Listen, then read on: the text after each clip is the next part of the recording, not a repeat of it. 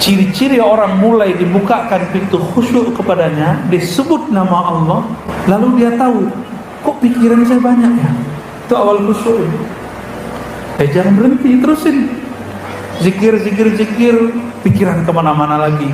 Biasanya nggak sadar, sekarang sadar. Itulah yang disebut babul khusyuk, pintu khusyuk. Itu baru pintu, belum.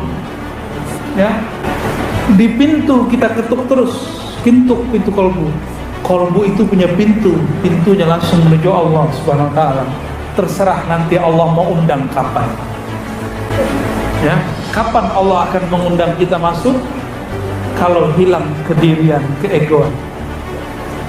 Maka dalam hikam Notaillah itu dikatakan, man talaba minallahi 'iwadan tuliba bisidqi fil 'amali. Lebih kurang begitu.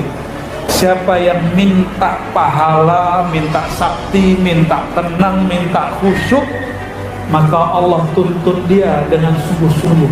Maka jangan minta macam-macam, zikir-zikir aja. Nikmat gak nikmat zikir, khusyuk gak khusyuk zikir.